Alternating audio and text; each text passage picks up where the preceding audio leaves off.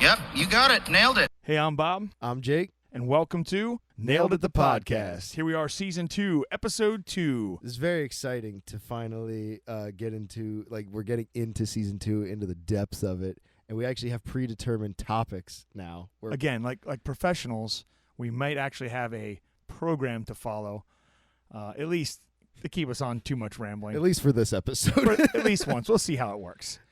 Let's remind everyone that we are, in fact, still, at the time of this recording, an award-nominated local music podcast for the Central PA Music Hall of Fame Awards. This will air long before the voting is done and we're win, lose, or draw. But as of today is the 4th.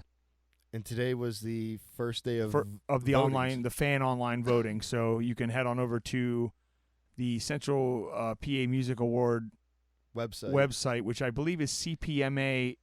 I have the link. Hold on. No, it's not CPMAO. I forget. Because I just put it in my bio on Instagram. So if you go to cpmhof.com/awards, that should take you to the the voting page. Right, and that lets you vote one time per internet browser. Okay. So basically, if you're on your phone, you can vote one time in each category for whoever you pick. Okay. If you happen to be on your computer, I'm not saying people should vote more than once, but this basically limits people from spamming the votes. Yeah. So whatever you're on, whether your desktop at work or your phone or your tablet, whatever your iPad, you can vote once through your browser. Yes. For whatever categories you choose to vote in, or all of them. Or, I personally suggest not voting for someone just because you like their name. Yeah. I don't vote for anyone I've never heard. Right. If there's a category, for instance, the blues category, I don't really know anyone in that category. I'm not going to just arbitrarily vote for someone because that's disingenuous. Right. So my suggestion to anybody, and feel free to do what you want, but my suggestion to everybody would be vote for something you know, make it fair as best you can. You can vote for your friends. Maybe you never heard anybody else in your buddies' band's in, or your friend's podcast is in, and you've never heard any other one. You just want to vote for us. That's on you. Yeah. That does show that you're supporting us, but don't vote for someone or a category you know nothing about, because that doesn't help anyone. Right. So, following that, recently this past weekend, we just played a show over at Elstonville Sportsman Association. Yes, which is, I guess, technically Mannheim. Yeah. The Mannheim, Mount Gretna-ish area. Lebanon County. It's in that weird fine line. Right.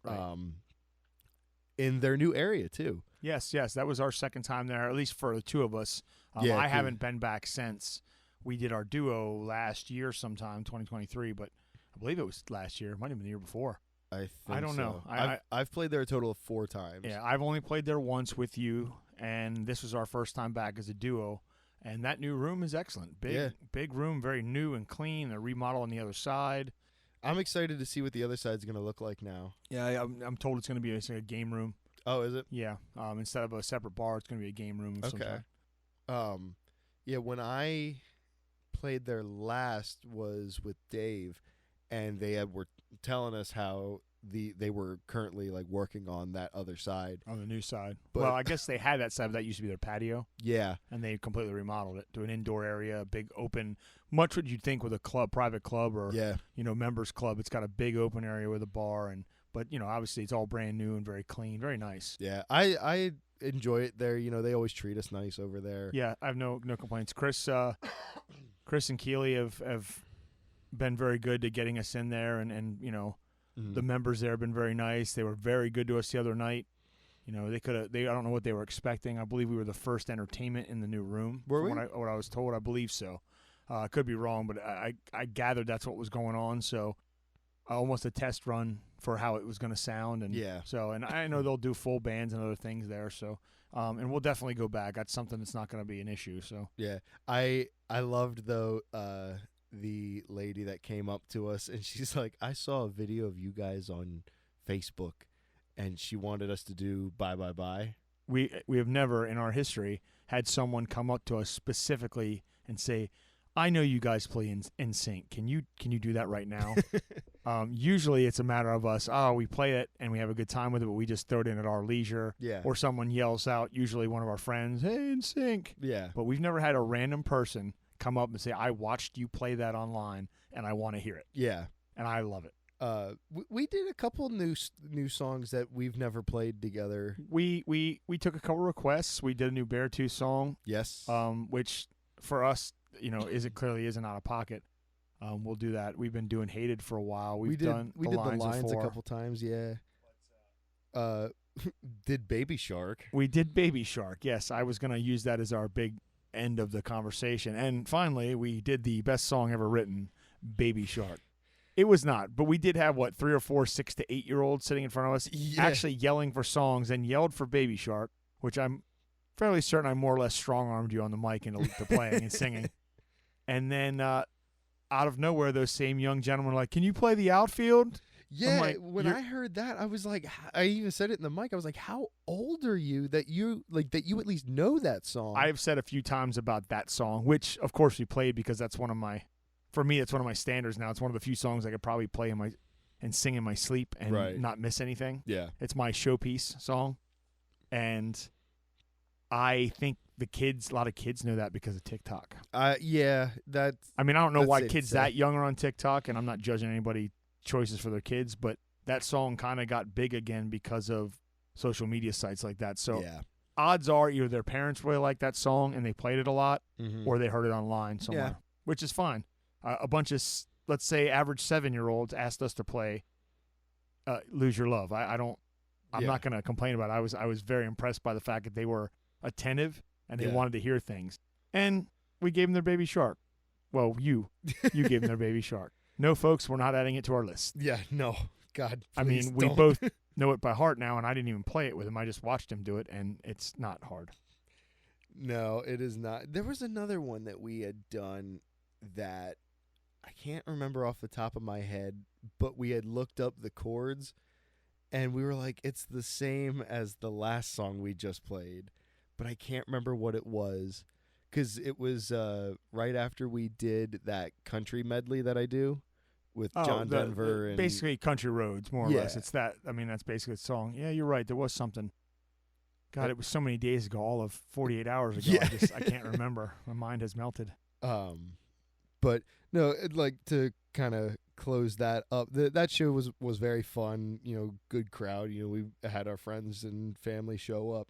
We also need to apparently learn a lot more Merle Haggard and David Allan Coe. Yeah. If we want to play there again, according to the members. They were joking, but I feel like there was a bit of sincerity in what they were saying. Yeah. Like we were going to get a beating in the parking lot if we show up again without some old country. So we'll work on it, folks. If someone had asked me, when we took our little break in between, they're like, what's the oldest country song you know? And I was like, I probably Check Yes or No. At this point in time, Check Yes or No is probably one of the oldest country songs I know, and that's not even that old of a song. Depends on how you classify country. I don't really classify Johnny Cash as that. I don't classify Folsom as a country song. I think that's more of a bluesy, rockabilly kind of that, which was Johnny Cash. Right. Wasn't full on country to me, although some people consider that. Right. So if you look at that, that's probably the oldest country song we have. If you go that way, I just don't think of it that way. Yeah. It's more Western than country. Right. And we play both styles, country and Western. And speaking of that, I had seen initially it was on TikTok, but it was from one of the recent episodes of The Voice. Because Reba is one of the coaches or whatever. I forget what it is on that show. They're coach judges. I don't know. Yeah, I haven't watched in years. And there's a girl on there, and I can't think of her name, but she is an amazing yodeler, and she's an amazing country singer, and she incorporates this yodeling into her songs, and it sounds amazing. I was blown away. I'll have to show it to you. I might have even sent it to you when I first seen it. But Reba had said, kind of in passing, she didn't really touch on it a whole lot, but she had said something along the lines of that she's holding the style of country Western versus country, and she specifically said there is a difference. Oh, there's absolutely a difference. And I appreciated that, because there's country western, which I would group in with bands or acts like, George Strait, Reba, Alan Jackson. But then you go into country and you're thinking of your Luke Bryans, your Jason Aldeans, your Keith Urbans, your Brad Paisleys. That's even a separate, to me, maybe it's derogatory to say it. I'm not trying to offend any country fans. Well, actually, I don't care who I offend about anything. But that, to me, is what I've heard termed, and now I've used it, is bro country. Yeah. The party country. That's what a lot of that is. The newer ones, your Luke Bryans. And, yeah. And just your Florida Georgia lines and things like that. I think there's a difference in, for me, country stopped being kind of country with the 90s pop crossover, the Shania Twain, Garth Brooks. Garth Brooks is full on country, don't get me wrong, but his stuff crossed over so much it became almost pop. Yeah. Because of its popularity, hence the name. Surprise people, that's where pop comes from. I have old recognition of my mom listening to country, and it was, like even in the 80s, Alabama, and she listened to Oak Ridge Boys and Crystal Gale and Chris Christopherson and stuff like that. That was, to me, was country. Mm-hmm. But you go way back, the stuff like Merle Haggard and even Johnny for how many years he did. There's certain stuff that I don't even know if that's country western. That's like outlaw country, as they come to call themselves later on, and Willie and all those guys. But even those guys didn't start out that way. Yeah. I guess every genre has classification. So when someone says, do you play any old country, that's pretty relative, because my old country is probably different than your old country. Right. Just by the swing in our ages. And it can even be compared, like if someone would come up and say, hey, play me a heavy metal song. All right, well, do you want... so you want some Judas Priest then? Right. Do you want Judas Priest, or do you want I Prevail? Yeah. Kind of deal. There's a difference in generationally, there's always a difference in music. Right. If music doesn't change, what's the point? Right. But, yeah, I guess that comes down to, that's why I appreciate when people at shows like that are like, can you play this artist? Yeah. Which I can politely say, no, I'm not good enough to do that. And then I go, but Jake knows it, and 99% of the time, like, I could figure it out. The other night we were both like, yeah, there's going to be no Merle. What was the other one? Tim McGraw. Which, surprisingly, the Alan Jackson we do and some of the other stuff came from people asking mostly. Yeah. Chubs. But I'm surprised we don't have any Tim McGraw, like, in our back. One of us in our back pocket. That'll have to change. I'll do some research. They're going to throw me out of the Country Bob Club if I don't start learning some stuff. Damn. Man, what a cover band we are. Yeah. We're an amazing cover band. You know that? Nope. Here's some Full House theme. That always goes well, though. I will never forget from this past Friday when we did the Full House theme, the lady that sat in the table in front of us. Yeah, she turned her head so hard. Whiplash. Oh my God, because you saw like the perk up of like, are they playing what I think they're playing? And then the head turn of like, they are playing that song. That's why I like doing stuff like that. That's why I like the looseness of what we do and the open to whatever kind of thing vibe that we give, whatever songs or requests. If we'll try them if we can.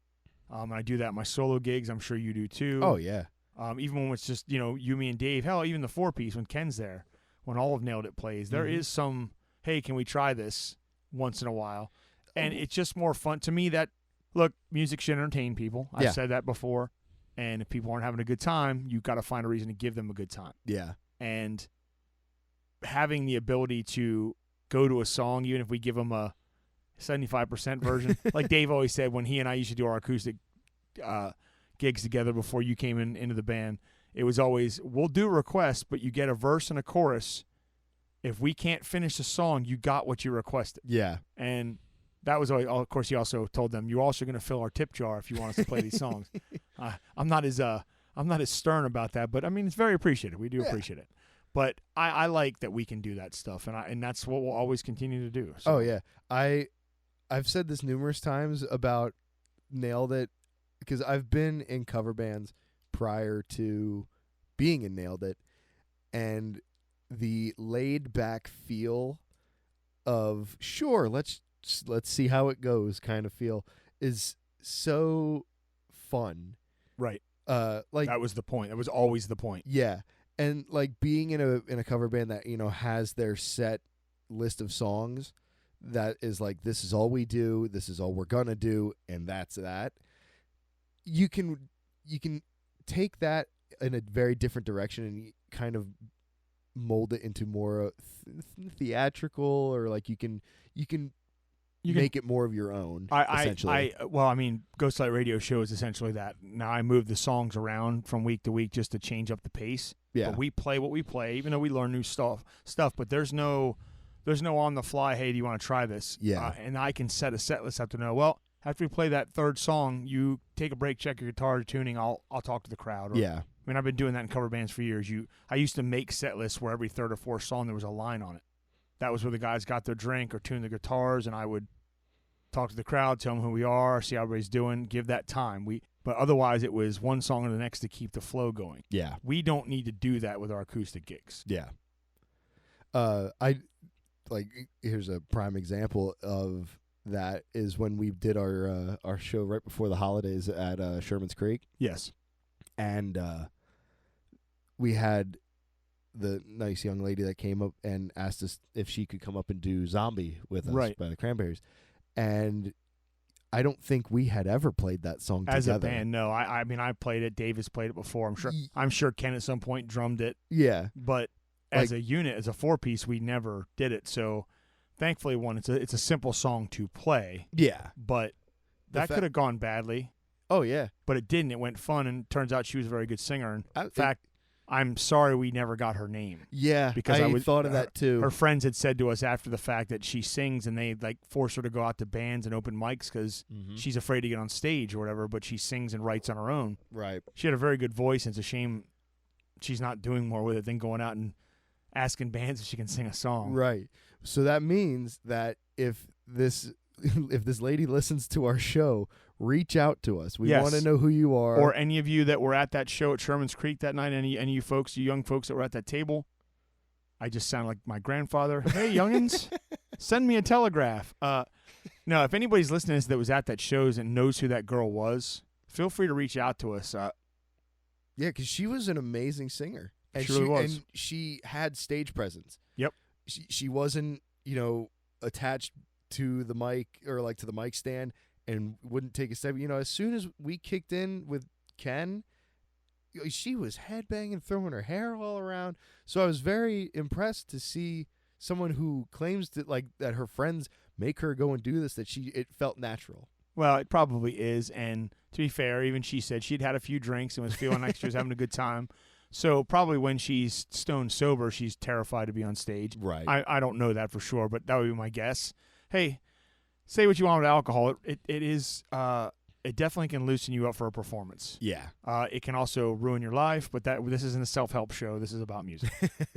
And then I guess with that said, we'll reel it into our topic that we had for this episode. Something we had discussed a couple hours ago? Well, to be fair, we discussed this in our last recording or at that, during that session.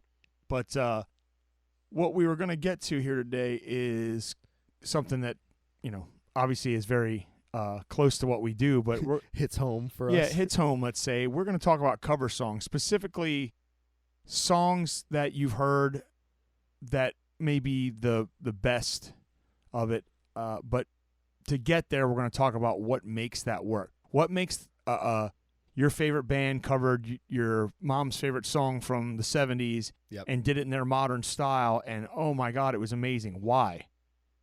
Jake and I think something like that works. Yeah. And we'll have some examples, and when we're done with this, we're actually going to go into a new segment we're going to try and do every time, which is our top 5 list. Yes. We're going to pick a topic to talk about, and he and I are going to pick a top 5 of whatever it is. Today will be our top 5 cover songs of rock cover songs. Yeah, rock style cover songs of any genre, but they ended up being a good rock cover. But for me, the main number one point, like I'm not going to go bullet points or go 10 to 1, and this is the least. The main thing for a cover song to work for me and catch my attention, did they elevate the song without ruining it? Right. Which to me is, did they cover the song that it's still recognizable in whatever new style or genre? And some covers are downright maybe different tunings or in the style of that band, but they're note for note. Yeah. You know, they did the song just the way their band would do it, but it's still very much the song that it was. Right. And that's what made that song popular in the first place. So if you're going to do that, to me, that's the way it has to be. It can't be some radical change in the song, Yeah. which, to be fair, can work. And I'll point out a song that works because I think I don't know if radical's the right word, but it changed it enough, not just in the tuning and the style, but it's a different song, is probably the granddaddy of rock cover songs, which is Faith, the Limp Bizkit cover of Faith. That song put them on the map. Yeah. Not that I don't think Limp Bizkit probably would have found their way onto the airwaves another way, but that blew them up. Yeah. That song is very much sounds like George Michael, but it also doesn't. If you don't know the original, you'd have no idea that's his song. Yeah. And it works. Yeah. Is it the greatest cover ever? No, but it may be in the rock world, at least the modern rock last, say, 30 years, maybe the most recognizable cover song out there. Yeah. While not the best, that's a way of doing something where you changed it extremely enough with the way it sounds, the way the instruments are played, the way that he's singing, rapping, whatever he's doing in that song, the screaming, all of it. Yeah. That changes the song, but it's still somehow the same song. Right. But there are other covers, like one you and I just listened to today. We were just, Jake sent me a clip earlier today of a Paramore covering Burn Down the House. Yes. And I listened to it, and I love Haley's voice. I think she has one of the greatest voices in music, not just rock or anything. Her voice is amazing. That song was just a bland cover of the original. Yeah. There really wasn't a whole lot going on different. Maybe if I listen to it a couple times, I find some nuances or different changes, but it just sounded like Paramore covering the original song. Yep. Exactly how the original was. Another song that always felt that way to me is, and not in a different way. I'm very meh about that cover today. I don't need to hear it again. One?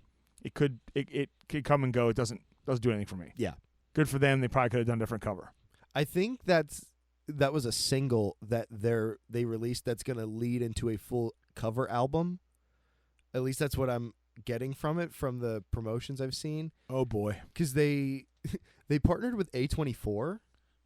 Oh, are they doing some sort of soundtracky stuff? Maybe. And using covers? I'm not entirely sure because they've been not mysterious about it, but they kind of have been, like, on social medias. Like, at one point, they, like, just hopped off the face of the earth for a couple days, social media-wise. Like, they deleted everything off of their Twitter, their TikTok, their Instagram, not Twitter, X. X. But please don't ruin our standing on the internet. But yeah, they kind of just hopped off all of social media with no rhyme or reason, and then they came back with this cover. And that was kind of it. Maybe that's some sort of calculated thing, or maybe it was just like, this is the way we're going to do it. Yeah. I guess we'll find out. Yeah.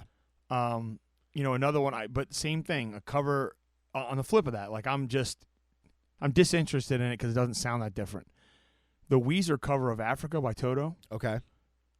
Didn't really change anything about that song. Yeah. But for me, I love the original song so much that it was okay. I was like, oh, it's Weezer covering Toto, and it's pretty spot on. There's not a whole lot of changes here because there's a couple things they didn't do, but it pretty much feels like the same song, but I didn't have a problem with that. A lot of times, it almost feels like, and again, I think that's the way that Paramore song felt to me. It feels like a waste of time. Yeah. Also, like, speaking of Weezer doing that cover, have you gotten a chance to listen to that whole album? Yes. The Teal album, the whole cover album? That's kind of how that whole album feels to me. One song in particular off that album, aside from Africa, was their cover of Mr. Blue Sky by ELO. Yeah. It's the exact same thing. There's nothing different from that song than the original did. It's essentially what you would see if a band was covering, what we do. Yeah. It's essentially a cover band up on stage or a night playing a song as close to the original as they can. Yeah. While still sounding like them. That's what it is. Yeah. Another big one that stands out to me that's just kind of a bland cover that really brings nothing to the table to elevate it is Guns N' Roses cover of "Live and Let Die," and I'll agree with that. it's the same. Like, it's the same thing as, Africa and Paramore. That it's just Guns N' Roses covering Paul McCartney and Wings. There's nothing that I would be like, oh, that elevated that original song, and Guns N' Roses made it their own. It just sounds like Guns N' Roses playing Paul McCartney, and and this is also coming from someone who's not a Guns N' Roses fan. Well, that's one of the things we do agree on. Not a big Guns N' Roses, never have been. I never was into them, never will be. That's perhaps another topic for another time. But it's not for nothing that they do these things, and that's actually that particular example. That's a pretty well-known cover. People really like that. It's not for me because by the criteria we're setting, it doesn't change a whole lot. Yeah, It does, but it doesn't. right. When you have somebody who has distinct sound like Axl Rose did, Yeah, I'm not saying he does anymore, but did. Slash did have a particular sound that made Guns N' Roses. You get that. It's not the original. right. That can also work too. And there's when we get to our list, there is a song on my list that, well, I guess it didn't make the top 5, but, well, I guess I could talk about it. So we can talk about the list. Yeah, I just don't want to give away our top 5 till we get there. I have some Yeah. honorable mentions, and we are going to, folks, put a public Spotify playlist up of these songs, these cover songs we're talking about, with the exception of one that unfortunately doesn't exist on Spotify. I'm so bummed that one's like not available on a streaming network other than finding it on YouTube. Right. So, but one of them is the Five Finger Death Punch. Yes, I'm going to praise Five Finger Death Punch. Write this down. Their cover of Bad Company, I think, is maybe one of the most perfect covers by a band making the original sound like Five Fingers style, Right. without changing the song. Yeah. They essentially redid the song just like we were talking about Weezer or Paramore, but because Five Finger has a specific sound and their heavier tone, the drop tuning stuff, it sounds better and it's done well. Yeah. And they're not a perfect band for that because they have other covers that aren't good. Yeah. Their House of the Rising Sun cover is very good. I do really enjoy their cover of House of the Rising Sun. I've had to sneeze for the longest time. I just want to be where I can cut it out. Usually they come in 3, so I want to be careful.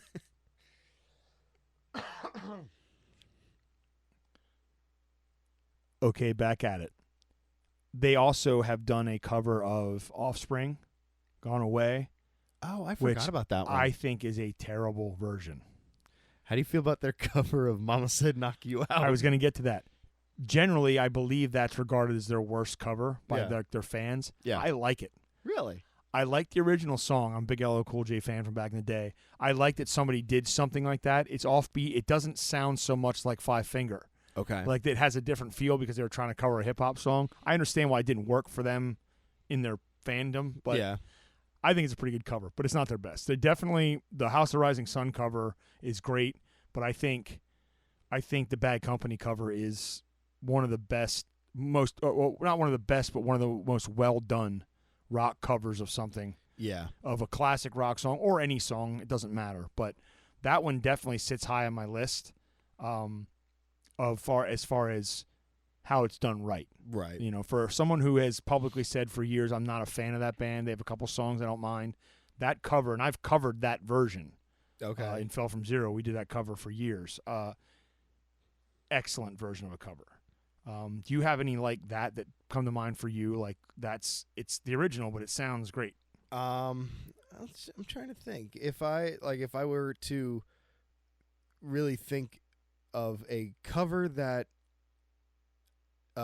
is done by another band and elevates it, and this is one it's not on our list, but when I think of covers, the first one that comes to mind is it's a song covered by Rush, but it's them covering The Who, and it's their song The Seeker.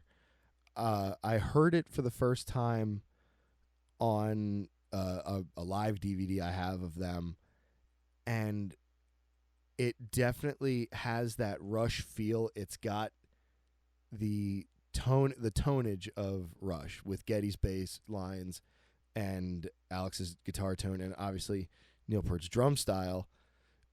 But it's at heart still the Who's The Seeker.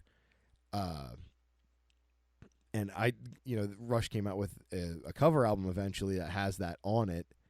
And there's so many songs on that album that I much like how we talk about Beartooth, I could easily do about Rush, because Rush is one of my all-time favorite bands. Well, I'm glad you're going to start your own podcast for that. A whole Rush podcast. I am not a fan, but that's neither here nor there. I'm actually sure you could find a Rush podcast if you look. Oh, probably. But yeah, if I were to immediately think of like a cover that stands out to me is Rush's version of The Seeker. Very hard-hitting, like the Who used to be back then, but it still has that feel of Rush.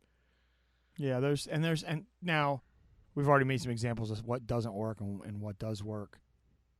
And I think for the most part, though, it's all about.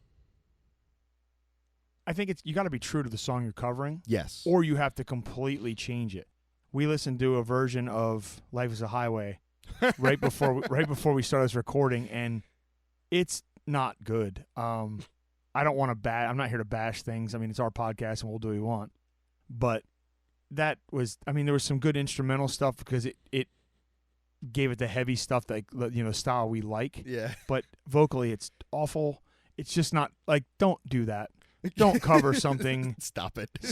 Yeah, just stop. Stop.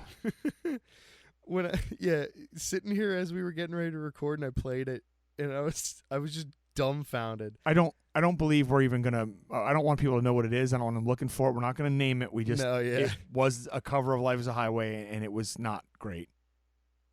Yeah, I was just do it as a contest. If you can guess what version it is, we'll give you a sticker. Yeah, you'll get a Nailed It the Podcast sticker. Sorry you had to listen to that. Nailed It the Podcast. I think that's our new tagline. That makes me think of this past weekend when that lady asked us about doing the NSYNC cover, and she came up and she's like, "I saw a video of you on Facebook," and I cut her off mid-sentence, and I was like, "I'm sorry." Right. I also had an old friend of ours, friends of my wife before she met me even, which was in the ancient times. And Crystal swore that she has videos somewhere that she saw on Facebook over these 20-some years of me singing Copperhead Road. Oh, I remember that. Yeah. Because we had been asked by other people earlier tonight to play that. And I politely told her I did not sing that song because I'm learning that song for Ghostlight Radio Show. Yeah. And I can tell you with certainty I've never sang that song in my life.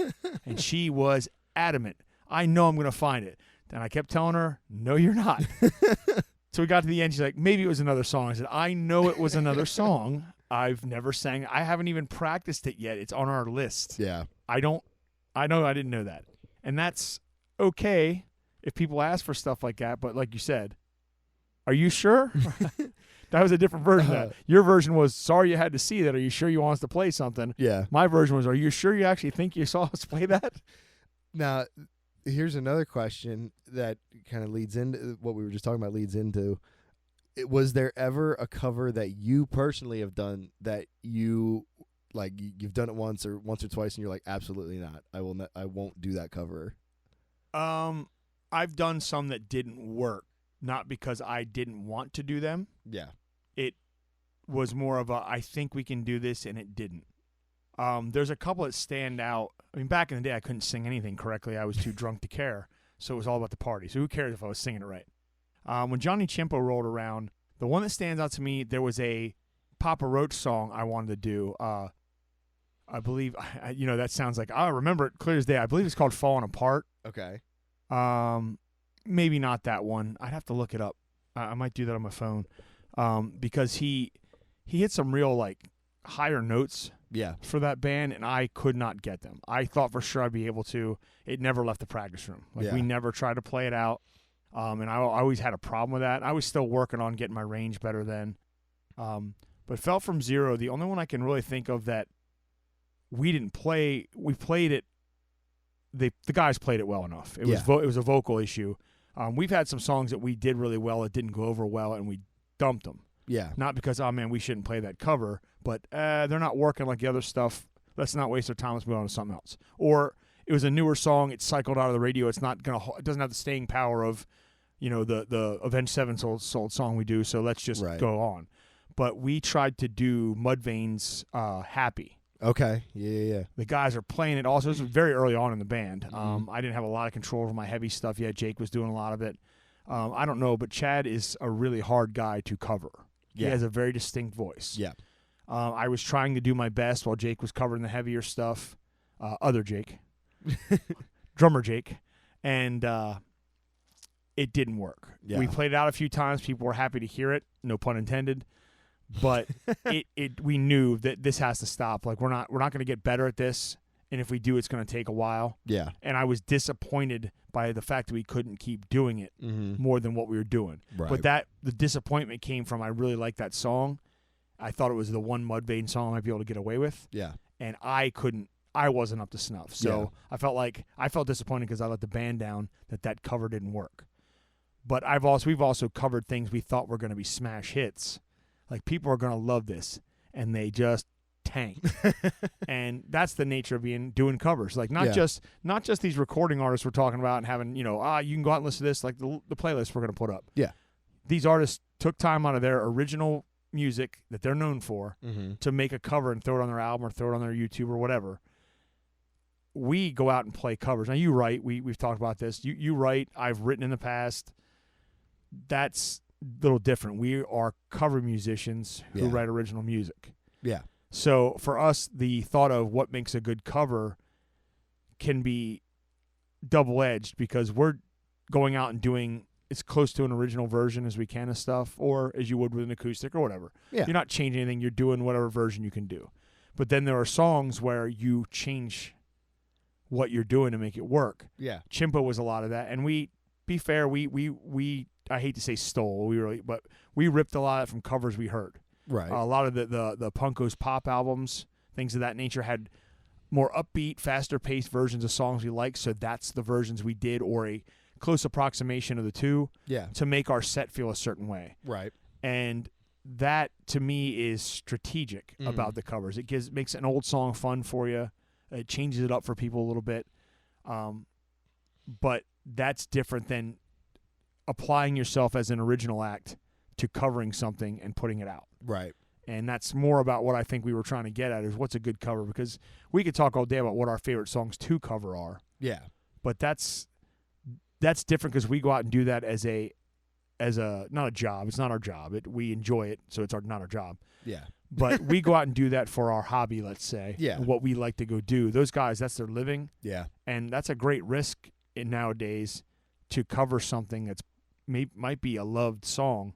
And if you don't do a good enough job, you can not only alienate your fans already, but you can alienate people that you're never going to get now. Yeah. So, and I think it's all about numbers. Unfortunately, music shouldn't be about numbers, but it really is a game. And doing a bad cover can ruin you. I mean, there's a great example of this is we talk about Five Finger having one or two that weren't good.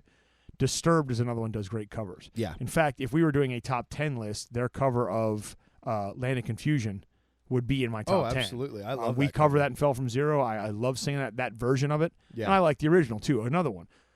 If I like the original and you do it justice, that's another reason it brings me into it.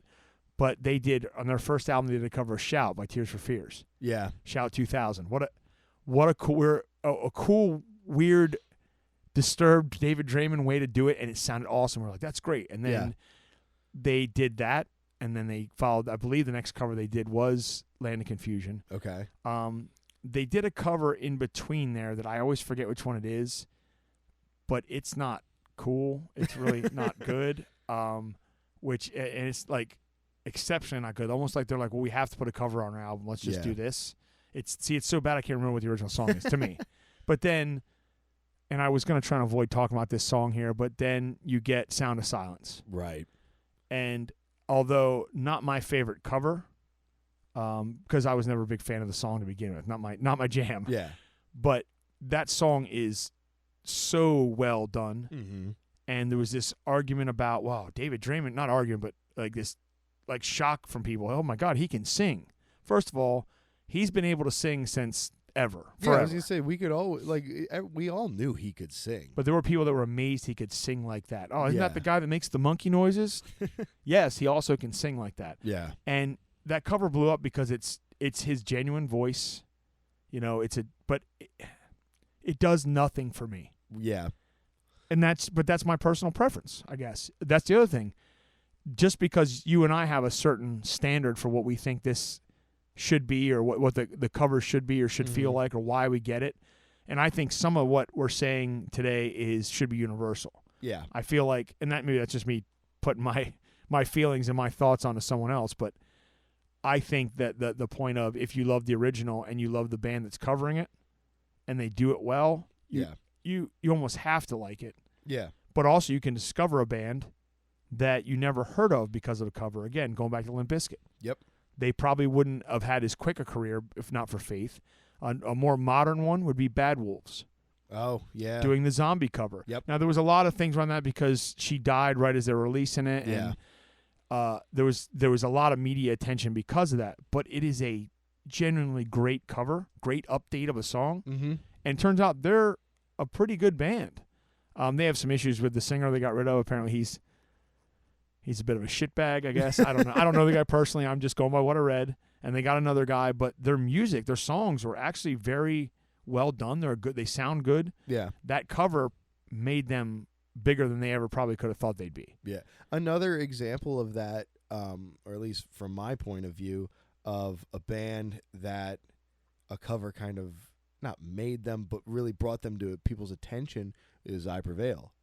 They 100% will own that. Yeah.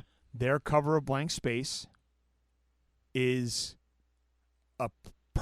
that's the perfect example of me of how to change a song to a different genre and make it work. And there are people that do not know that's a Taylor Swift song. Oh, yeah. Because they heard that version first. Yeah. They're not a fan of Travis's Girlfriend.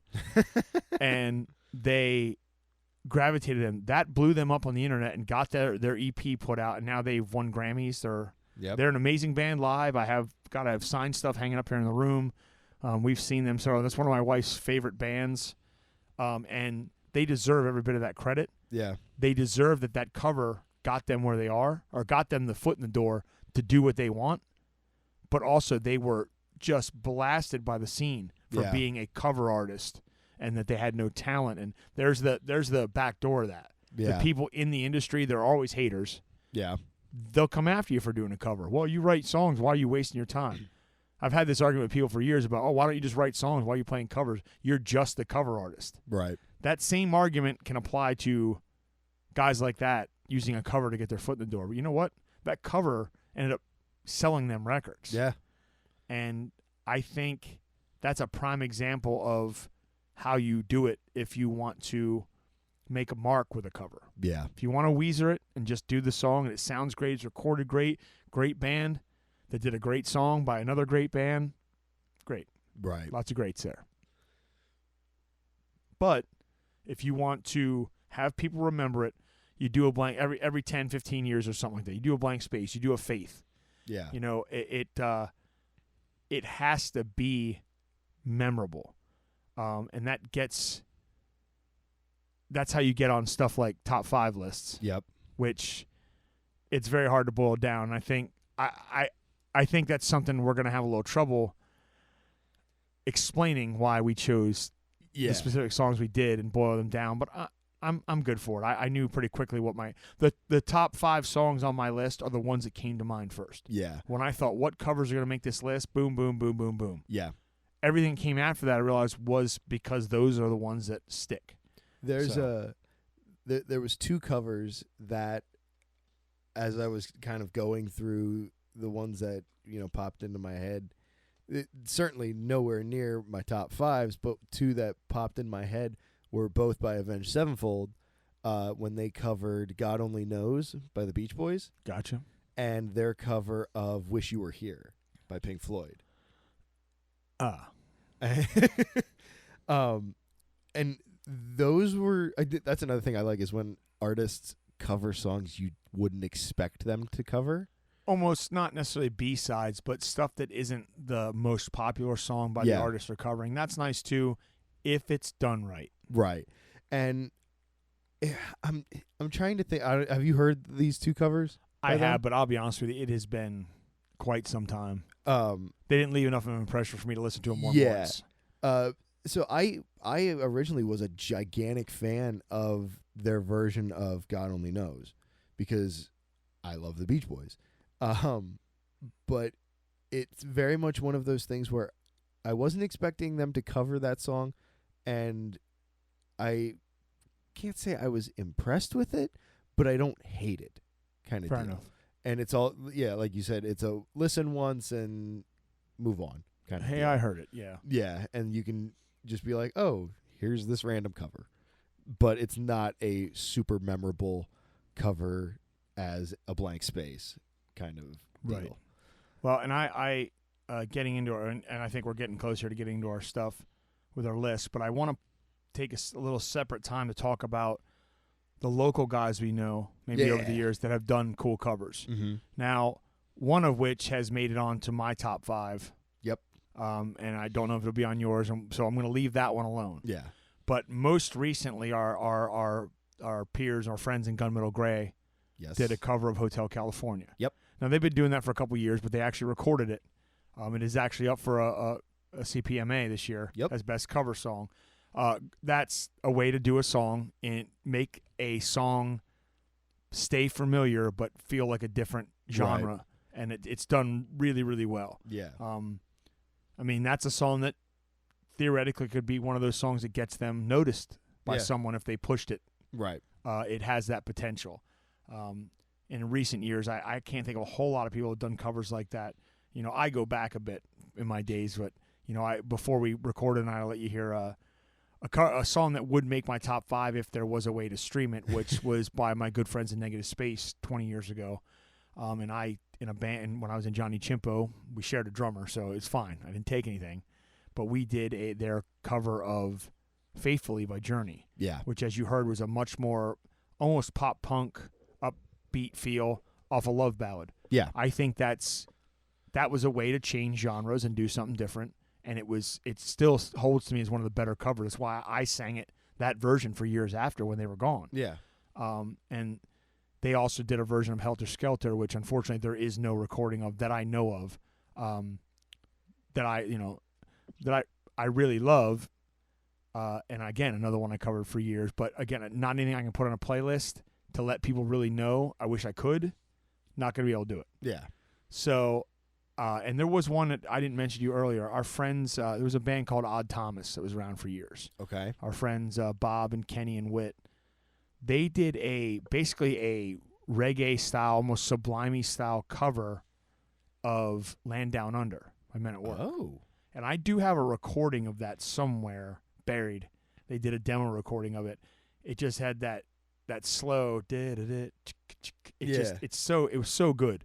Huh. And that was changing it. That was, again, taking a song, flipping it to another genre and making it work. Yeah. Local guys, nobody really heard them outside of their fan base, but those covers or went to their shows. But I felt like they needed mention, like an honorable mention kind of thing, because there are some really good bands doing some really cool cover twists in your whatever local area you're in that maybe you didn't know about. Yeah. And you might not.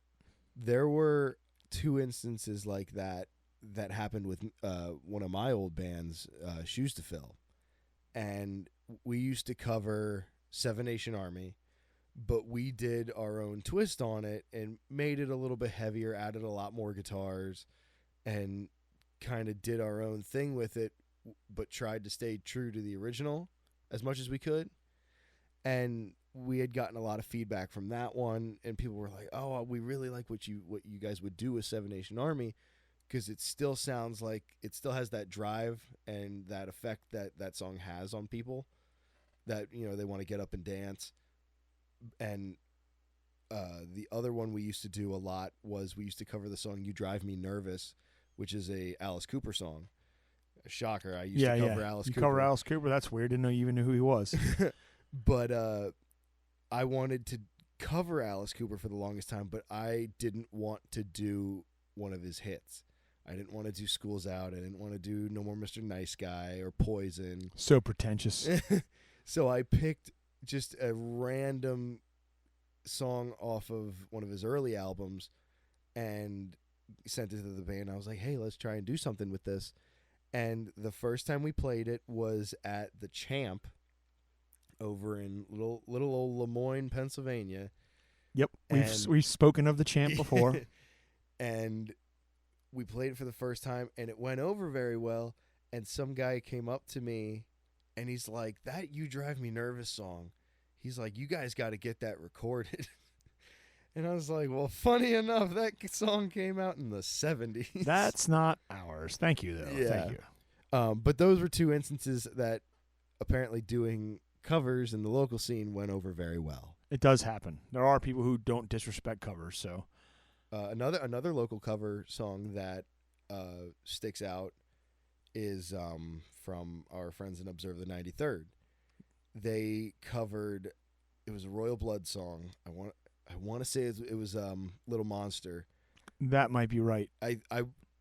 It's that one or another one that I can't remember the name of, but I know it was a Royal Blood song, and I apologize to the Observe guys for not remembering the name of the song, but I remember hearing it for the first time I saw them. I want to say it was at XL when I saw them for the first time. And I was very impressed with it because they stayed true to the song, but it still had that Observe the 93rd sound.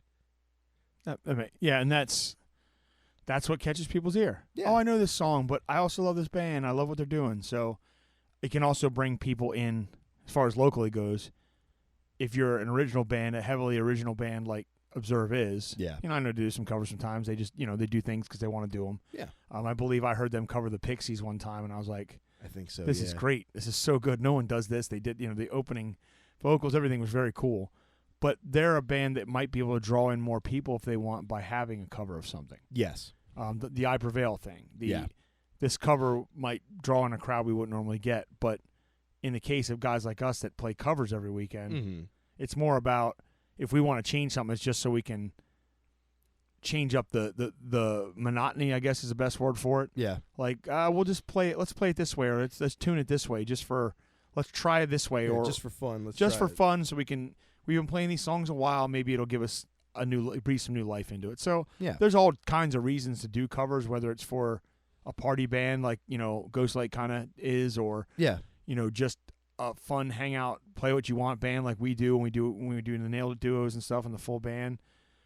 I guess it just comes down to doing what you like and hopefully people like it. Yeah. But when it comes to covers, if you're gonna change something, you better do it the right way, and that's really what this episode was about. Yeah. I think we can get our top 5 going unless you have anything else to say about it. I don't think so. We can definitely. How about shall we count them backwards? 5 to 1. 5 to 1. How about you go ahead and how about you go ahead and do yours, and maybe we'll give a quick reason or two why we picked those for the top 5. Yeah. And if we have any, once we get to the end, we'll see if we have any crossover, and we'll go from there. Definitely. So I guess number 5. Number 5, like we said, this took a while to really kind of boil down a list of 5 covers that I would put there. At number 5, I put down "In the Air Tonight" from Nonpoint. The Phil Collins cover, Genesis cover. Yes, excellent song I covered for years. Yes. A version I covered for years, I should say, yeah. And I had heard a couple different versions of that song, like different people that have covered it. Nonpoint, In This Moment, did a cover of it. But the Nonpoint one stuck out so much to me because it was a perfect example of it still has that feel, but it also sounds like Nonpoint.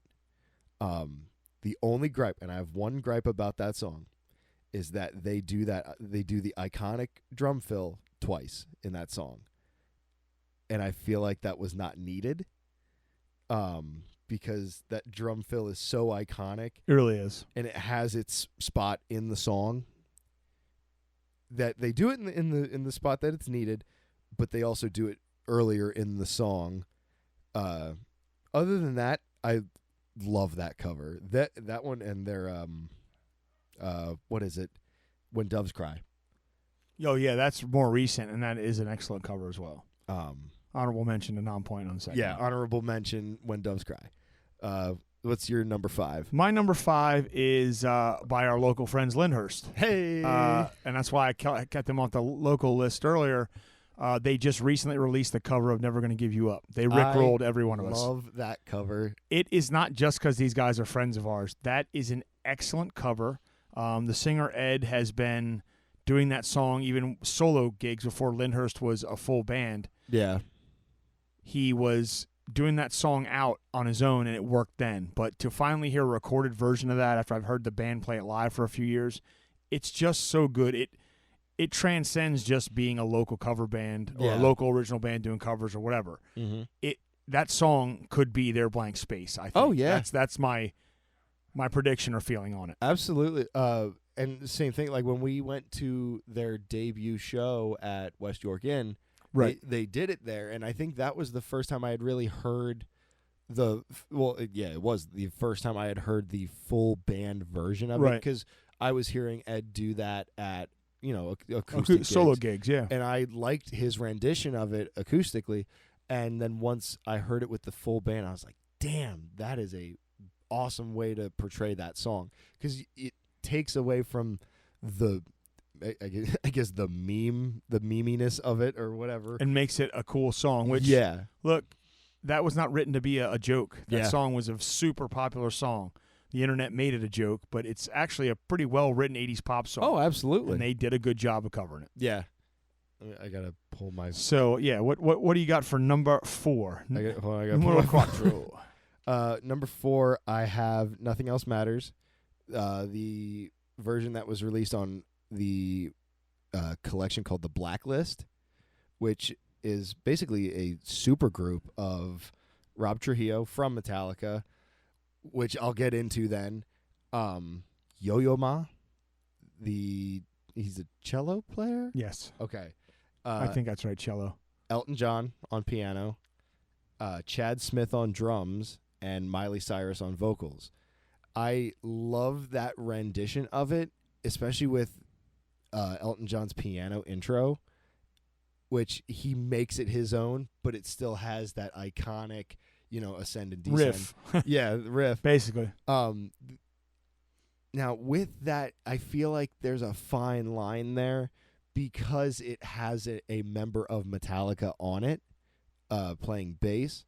However, would you consider it a cover because it has a Metallica member, but not the one that originally recorded it? That's what I was going to say. Technically, he, while is a full member and he has that, quote unquote ownership of the song because he's part of the band. Yeah, he didn't write it. Okay. So him being on a track like this, I would still consider it a cover. Okay. Also, you don't have Lars playing drums. Thank God. One guy out of the 4 of them, and the most iconic thing about that song really is Hetfield's vocals. Yeah. Every other piece of that has changed. Yeah. So and it's a completely, while the arrangement's the same, it's a completely different song. Oh, absolutely. So to speak. And so it's a cover no matter what. I mean, even if Hetfield was playing guitar on it. Yeah. Just having Miley sing on it, the Elton John piano, I mean, Chad playing drums as opposed to everything about it makes it a cover. So you're well within the parameters of our list here. Yeah, Chad, I think Chad makes a big difference on that as well because, one, he's in time, and two, just his overall intensity on that track, going from just as the calm verses into the big final ending. He really shows off his overall talent there. Right. So number 4 for my you. number 4 is maybe a deep pull for some people, but anyone who knows me knows this band was going to show up because they've done some covers. But it is a Breaking Benjamin cover by Breaking Benjamin, I should say, of a Queen song, "Who Wants to Live Forever," which was on. There was a tribute album to Queen with many different artists. This was also released on their Shallow Bay Best of album. This song not only is a great cover of what I think is, for me, is one of the better Queen songs. It just hits for me for different reasons. Yeah. As I had explained to Jake earlier, that song comes from the soundtrack for the movie Highlander, which some people are going to roll their eyes at. But if you listen to Ricky Bobby, that's the greatest American movie ever made. But I was very much into that movie when I was young. It mesmerized me. The entire soundtrack, with the exception of the score, mind you, was done by Queen, which they've only ever done twice. That was one movie. Them and it was Highlander and Flash Gordon. Flash Gordon, yeah. And it just, that song stuck with me. And later there was a spin-off television show, Highlander. It ran for years. That song was the theme song for the show. So every time I watched that show, version? No, the Queen version, the original version. Every time I watched that show, the opening credits was that song. Yeah. So it just more and more, I just loved it. Yeah. When I found out they were going to do this cover, and then I finally heard it, it has everything that I love about that song. It's the song, but it very much sounds like Breaking Benjamin feel. Yeah. Ben's vocals are what they are. Some people love them, some people hate them, but it sounds like a Ben song. If I didn't know it was a Queen song, it would sound like something he wrote. Yeah. It very much fits his style, which is probably why he chose it. And he adds a little bit of the chunky riffs and the palm muting and the stuff he does, and it just really works. And that will always be a top cover for me, even if it's not the most popular thing ever done. Yeah. For me, it not only holds a special spot on my list, but it does all the things I was talking about earlier. Yeah. It makes me like the original more because someone did a very good cover of it. Right. And that's why it falls. It's not the best I've ever heard, but it falls on my top 5 for sure. Right. And right before we started recording, you played that for me. That was the first time I ever heard that cover. And I was very, obviously I like Breaking Benjamin and I love Queen. And I was very impressed to hear them do a Queen song justice. Because I feel it's very difficult to do Queen correctly. Well, that album, that tribute album, has some stuff that I think are big swings and they miss. Yeah. There's a couple decent ones. Off the top of my head, I haven't listened to that album in a while. There's Sum 41 did a cover of one of their songs. I can't remember what. It's not the greatest. It's just okay. Like there's some that are just not what I would have expected someone would do. Right. But there are a couple gems. But the Breaking Ben song, definitely, that cover is a standout on that album. So. Right. There's two Queen covers that I actually fit what we're talking about here. One that doesn't do it justice is, or at least in my opinion, is Nickelback's version of "We Will Rock You." It just sounds like Nickelback trying to do Queen, and that song in particular, I'm very weird with. It's like that's not one that I would feel would need covered, unless you're gonna do it live. Like if you want to cover it live, go for it. That's when you can get the crowd into. But like as a recording, I don't think that is one that is able to do right by the original writers. But a Queen cover that I feel was done correctly, or was done justice for the original, is Metallica's version of Stone Cold Crazy. Because that song originally has kind of a thrashy or heavier feel to it. So when you get a band like Metallica coming in to cover it, they do it justice. It has that Metallica feel. It has that Metallica sound, but yet it's still Queen. Right. But yeah, I could go on about Queen for a whole episode. Right. Number 3? Number 3. Number 3 for me, I have Wage War's version of Folsom Prison Blues. And that mainly because it's so different for them, for Wage War. I agree. That's definitely a top 10 for me. Yeah. Because of those very differences. I also like how much it kind of showcases Britain's cleaner vocals, I should say, because we're used to hearing Britain's, heavy his growls, gutturals, and and just all around screaming. Where this one really shows off that he can actually sing, and the harmonies that are on there with Cody, I think his name is. I'm terrible at remembering I know names. I am too. Like I can really only remember Britain because it's such a unique name, but I want to say it's Cody. That might be right. Hearing the two of them go back and forth on harmonies sound phenomenal, and it also does what we were talking about earlier, where it sounds like Wage War, but it still has that, bluesy feel to it, that 12-bar bluesy feel that the original one from Johnny Cash has. Fair enough. Great. It's a great cover. It really is. I mean, that's how things, that's shifting in a different way. That's not taking the original and making it into how Wage War sounds. Yeah. That's them stripping it down, which is really, I mean, the album, that's their stripped down album. Yeah. But it's them taking a song, making it how they probably would have covered it in their heavier form, and then bringing it back to an acoustic-esque kind of thing. So it's a great cover. If you haven't heard it, folks, that's definitely one you should check out. Absolutely. My number 3 is a bit obscure because it's older, and the band never took off, so I don't think people would remember it as much. But it was a band called Quiet Drive. Who did a cover of Toto's Africa. And that is by far, for me, I've heard other covers over the years, people doing different things. Again, the aforementioned Weezer cover that just sounds like the original. Right. That song sounds completely different than the original. Yeah.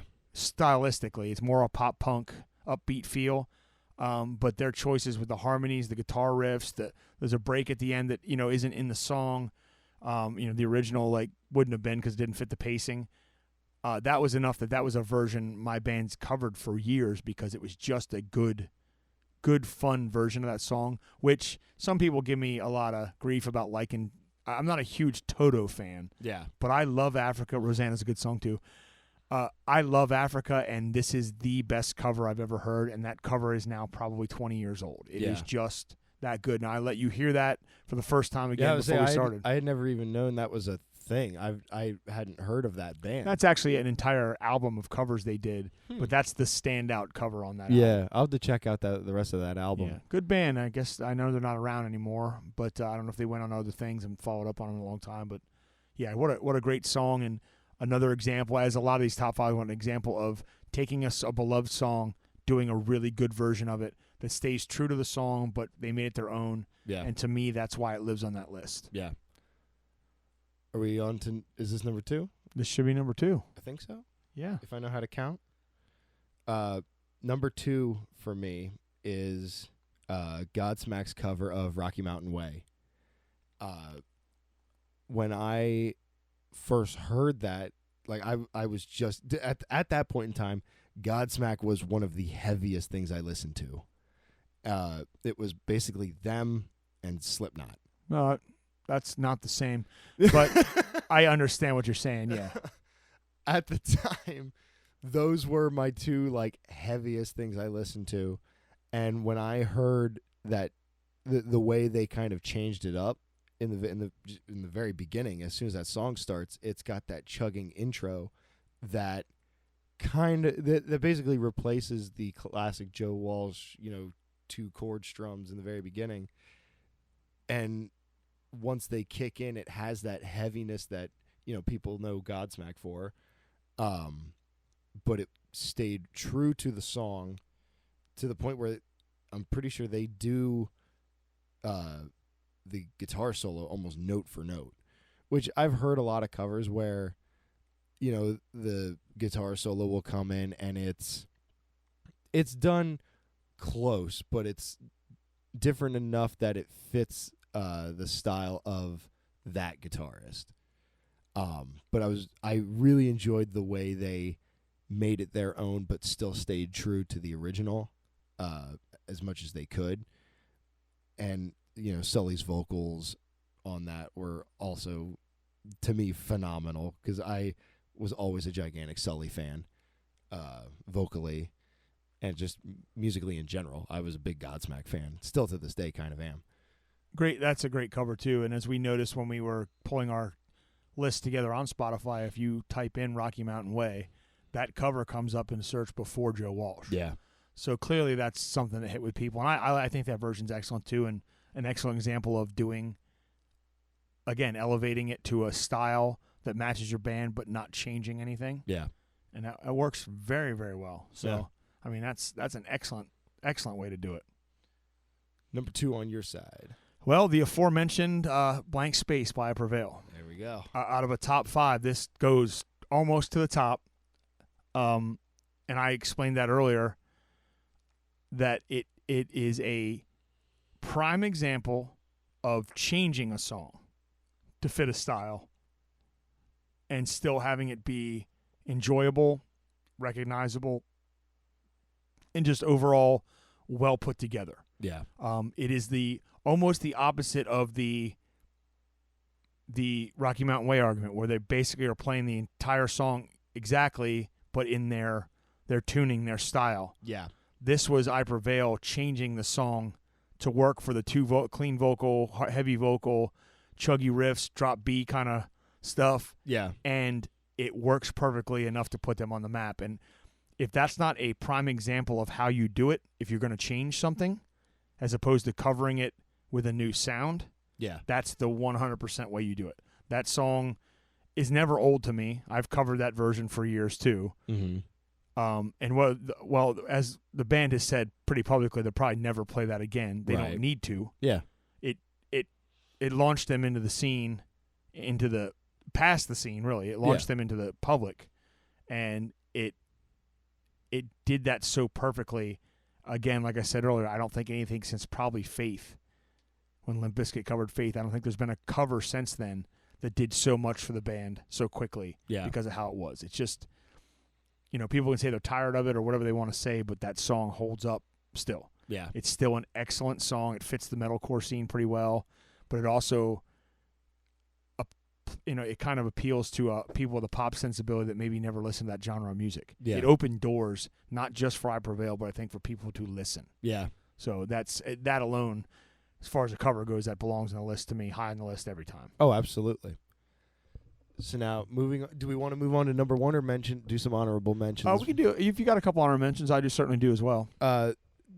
I'll do 3 that come to mind just because I could go on for I have plenty that I talked about earlier already in our earlier conversation, but there are some that bear listening, which again will be on our playlist on Spotify. We'll get that link up on our Facebook and on our probably our TikTok and our Instagram.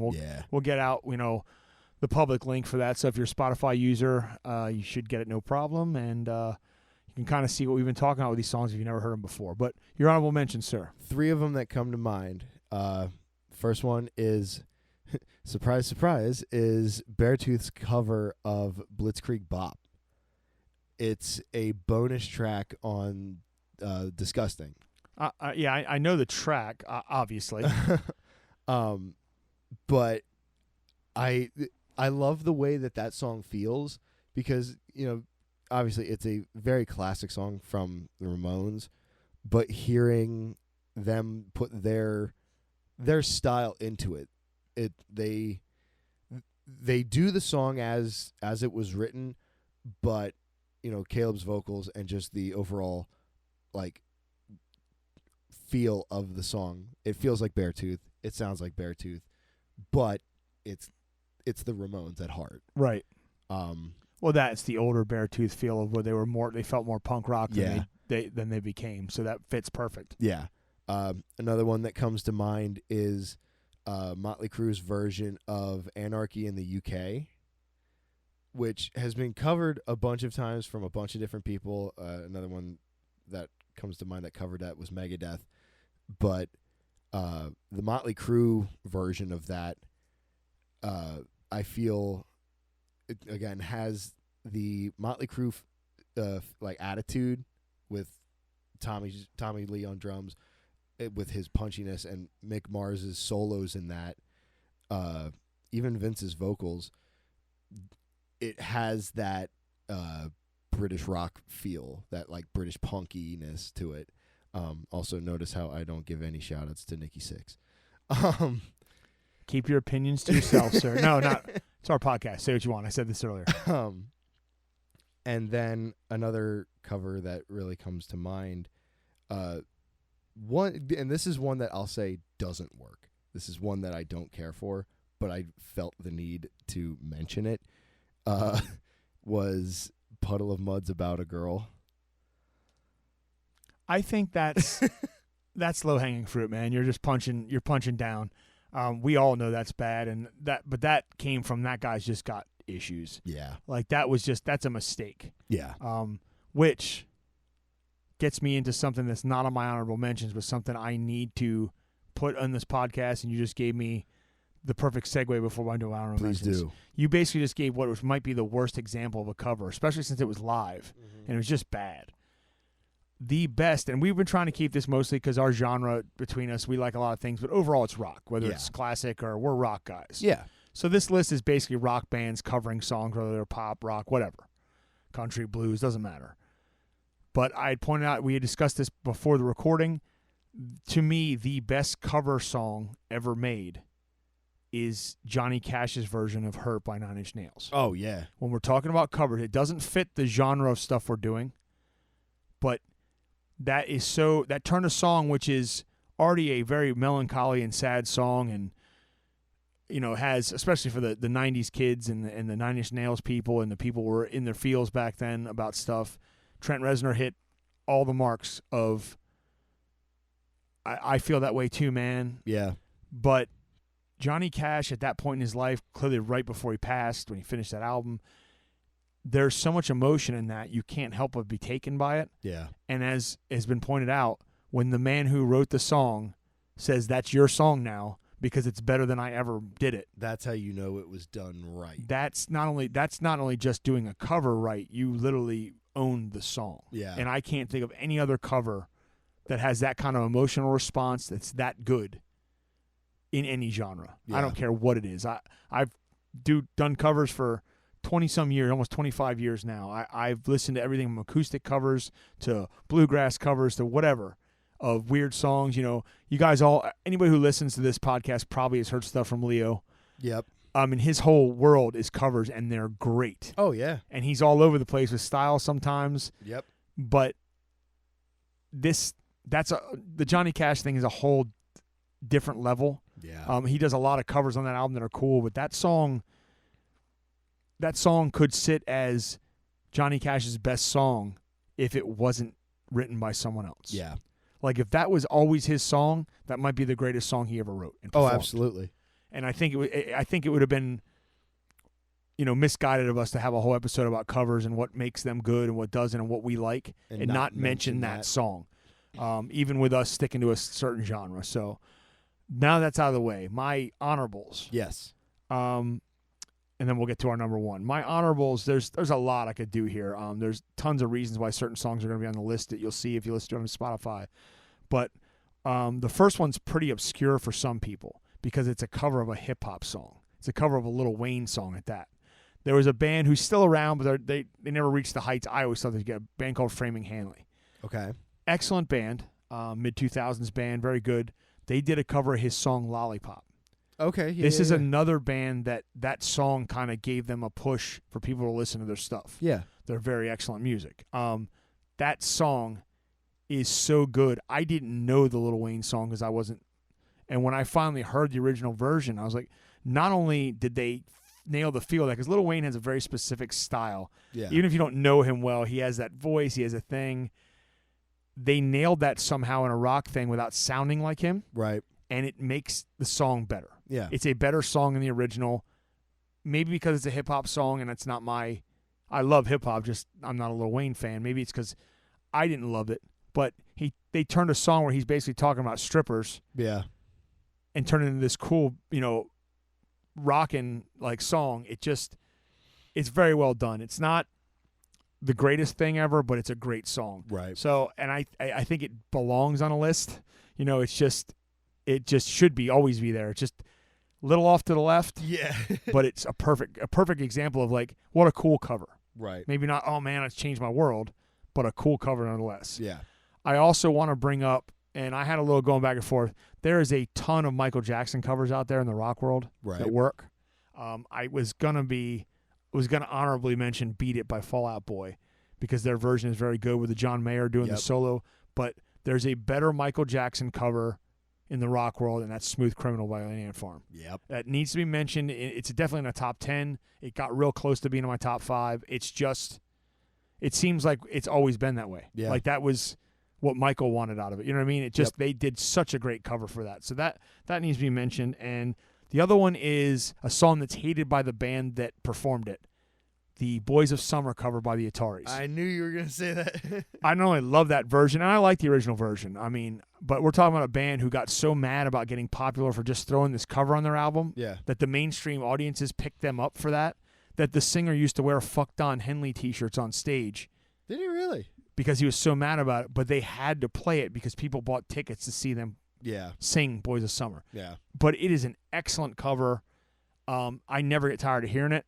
Same. I just think it's a good way to take, again, an old song and refresh it and give it a different spin or genre style.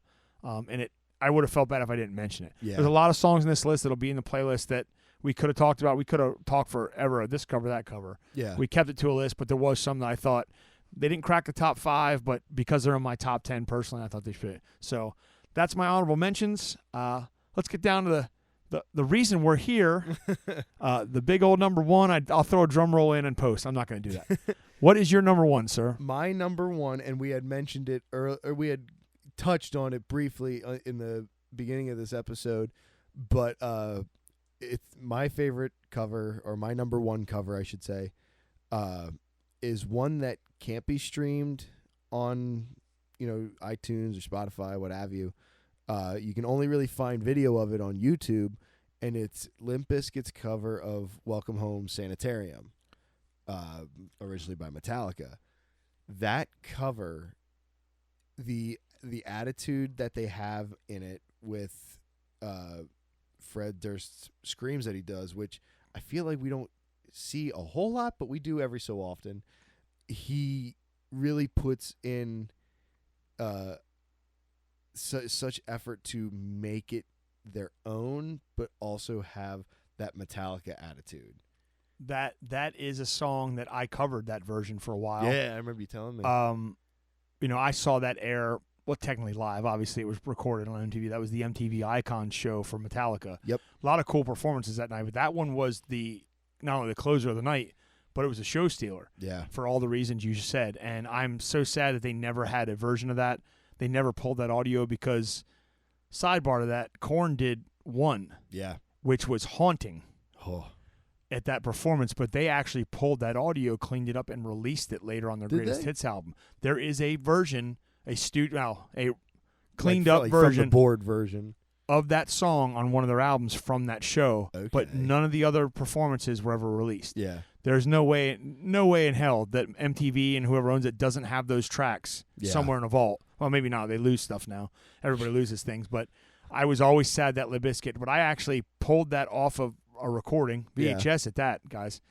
I pulled the audio off of a VHS, and I may still have it somewhere. I have that cover from that show, so I can listen to it. Nowadays, you can rip it from the YouTube audio, but it's a great cover. And I wish that was something that I could have saw live because it just really works. So I am glad to hear that made the list. It's definitely. I kept stuff that you can't find readily off my list. Like, again, my friends that were locals and stuff. But if that was something we could find, that would probably be in my top 10. You mean to tell me that Snoop Dogg's version of Sad But True isn't on your list? Rock covers, sir. Not covers of rock songs. So, no, that's my number 1. You blew the whole show. Damn, for shizzle. For shizzle. So, my number 1 is the best cover song version of anything. And it sounds like I feel like I've repeated that a couple times, but this is 100%. If everything else was 99, I said earlier about Bad Company being like Five Fingers' best thing he did. Yeah. That's 99% where you get it. My 100% cover song, I don't think anybody could do it better, is Careless Whisper by Seether. Okay. Taking that original song, George Michael makes the list twice, kind of, because we talk about Faith. Taking that song and making it sound like a Seether song, but somehow it's still the same song, and it's just so good. From start to finish, it's it comes in like the original, it ends like the original, but it sounds like Seether, who is a band that doesn't get enough credit, I don't think. Oh, I love Seether. And it's just exactly how it should be. Yeah. Like, if they'd written that song and George Michael, if that wasn't a Wham deal, Yeah. it would be a good Seether song. Oh, yeah. But somehow they made this Wham song, which was huge, you know, and a Deadpool favorite if you've watched the movie. And Wham. And made it just such a perfect from first note to last. It's exactly how you do it. There's no changes. There's no, we're going to make this, even Bad Company. Yeah. The solo has some 5-finger, we need 17 solos in one song kind of feel. Careless Whisper sounds like it's supposed to. Yeah. Like it was always supposed to be that way. And if calling Blank Space my number 2 because they changed something enough to make it the perfect way to change a cover and make it work, that's the 100% way you change something. Yeah. This is the 100% way you do it exactly how you need to. Yeah. A lot of close calls there. You know, like you said, Rocky Mountain Way. It's Godsmack did that Godsmack style, but pretty much note for note. Yeah. But that's what Caesar did in this song for me and did it right. Yeah. I think that's probably going to surprise some people. That's my number 1 song for covers. But I was curious to see where you were going to go with it, to see what cover you would have picked. But that's, to me, that I don't think it gets better than that song because on repeat listenings, it doesn't get old, at least to me. Yeah. There's no parts I'm like, they should have done this. Like you point about Non-Point in your mention. You know, they didn't add anything. They're like, oh, this is what our guitars are tuned to. Yeah. This is how my voice is. Let's learn this song. Let's be a cover band for a song and record it. Right. And that's what you should do. You either go extreme with it and try and find your own way, or you do the song. Right. The best way your band knows how. And if that fails, if you're Puddle of Mud trying to do a live version of something you can't sing, it failed. If you're Bob and Jake trying to do Baby Shark, it might not fail. Who knows? But you do it. That's the blueprint. Right. If I'm gonna look for a cover and go, I need a song. We need to jazz up this, Etta James song. I mean, no one's gonna cover that in the rock world, but I'm like, look how they did this. Right. Hey, we're gonna cover Culture Club next week, and I need it to sound as good as Seether did Wham. Right. So that for me, that's where I come in my top 5. And then you get covers like I played for you earlier, the Amon Amarth cover of Aerials by System of a Down. I don't usually turn my nose up so immediately, especially at stuff like that that's got that heaviness, and it sounded cool hearing it like basically in like drop A or whatever the hell it was in. But man, sometimes you don't do the vocals dirty like that. Like that's not a band where you should be covering a song like Aerials. Right. Well, System of a Down's a song you take, a band you take and you acoustic cover them. Yes. Or you make a synth pop song out of it. You do something completely different. You don't go heavier with System. It doesn't quite work the same. But that might also be a whole nother episode. Yeah. Closing out, we of course we need to bring back up that voting as of the time of the recording, although this may not make it before the recording's done to the air. If it does, though, head over to the CPMA's website and vote for all your favorites. But definitely, you can vote once for us per browser, I guess, to let the people over there know that we do have some fans and we do appreciate it. Yes. And of course, the award show is until March. We'll be on the Red Carpet Awards, win or lose. That's earlier before the main event. My suit. Yeah, well, we're gonna get our blazers out and our backwards hats and whatnot. And backwards hats and bandanas. Hey man, we got a thing. That's what we do. I'll put on a jacket, but I'm still wearing a hat. Yeah. And you bet your ass I'm wearing jeans. Anyway, I dress up as much as I want to, but we would love to. I mean, we'd love to win. We don't need to. Again, we talked about it last week. I'm not looking for the validation of it. Right. But it's kind of cool. It's cool to be nominated. We can make all the jokes we want about it, but it's just an honor to be nominated. Yep. It's cool. It's cool that we're a part of it and we get to go do it. Even if there's some flaws in it. Yeah. But hey, everything, gets overhauled. Every award show and anything gets overhauled, and maybe eventually it will, but we're grateful that we were put on the ballot at all. So yes, whoever was in charge of making that decision, we do thank you, and hopefully we have a good outcome from it. Yeah. But we already have the best outcome we could start with is that we got nominated and we have people that actually listen to what we do. So we thank you. Yeah, win or lose, it's going to be a fun time. We're forever grateful to be nominated, and yeah, it's going to be a fun time at the award show. It sure will. Well, with that, we don't have anything coming up too close to our next episode, so I don't know if we really need to get into it too much. I think, I don't think we don't anything's play coming up until March. I have some stuff with the other bands, but until this airs, it'll already be come and gone. Yeah. I got a new place I'm playing and stuff, but I think we're on to something. We got a format. We do. It's amazing what'll come of an episode when we pre-plan. Well, I think part of our charm has always been us just talking about Just whatever's winging going it. on. But it also goes on and on. I have to edit for 7 days. That being said, I think we're going to continue I think the top 5 theme will probably be an ongoing thing, if not every week, unless we have some sort of special interest we need to do, or guest on. Even hell, we can get a guest on, have them do a top 5 too. Yeah. We have lots of stuff to talk about. So if there's nothing else from you, sir, I think that's it. well, that being said, then I'm Bob. I'm Jake. And of course, this has been Nailed It, the podcast. See ya. Sorry you had to listen to that. Nailed It, the podcast. I think that's our new tagline.